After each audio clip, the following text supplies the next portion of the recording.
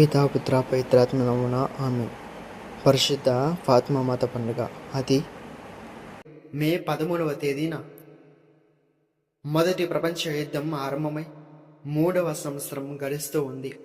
80 లక్షల మంది ప్రాణాలు కోల్పోయారు. అదే సమయంలోనే రష్యా దేశంలో బొలెవిక్ విప్లవం వచ్చి లెనిన్ ట్రోట్స్కీ నేతృత్వంలో కమ్యూనిస్టుల ప్రభుత్వం గడ్డనెక్కింది. ఈ సమయంలో పోర్చుగల్ దేశంలో ఫాతిమా అనబడే చిన్న పట్టణంలో గొర్రెలు మేపుకునే లూసీ, ఫ్రాన్సిస్, జసింతా అనే 3 పిల్లలకు దేవుని తల్లి మరియమాత తొలిసారిగా దర్శనమయ్యారు. దఫాలుగా 6 సార్లు ప్రత్యక్షం కావడం విశేషం.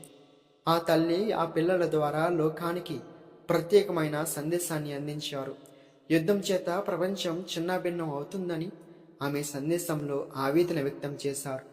మానవులు తమ ఆలోచనల ద్వారా, మాటల ద్వారా, అనేక పనుల ద్వారా చేస్తున్న వివిధ పాపాలు, అన్యాయములకు గాను ప్రభువు ఎంతో వేదన చెందుతున్నారని తెలియజేశారు. పాపాత్మల మనసు మార్చుకొని చేసిన పాపాలకు దుఃఖపడాలి, ప్రాయశ్చిత్తం చేసుకోవాలని ఆ తల్లి తమ సందేశంలో మానవాళి శ్రేయస్సు కోరి హెచ్చరించారు. వీరిని నరకం నుండి రక్షించడమే ఆయమ్మ ప్రత్యేక సందేశ తాత్పర్యం.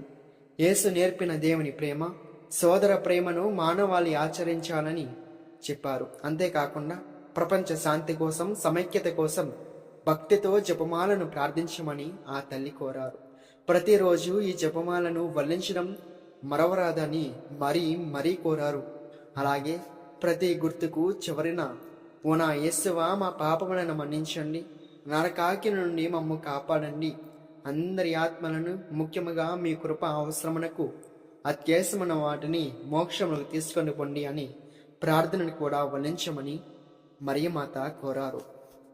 1917 అక్టోబర్ 13వ తేదీన ఆ 3 పిల్లలకు చివరిసారిగా ప్రత్యక్షమై, నేనే జపమాల మాతను, మానవాళికి చేస్తున్న పాపాలన్నింటి కోసం ప్రాయశ్చిత్తం పొందాలని అడిగేందుకు నేను ఇచ్చటికి వచ్చాను.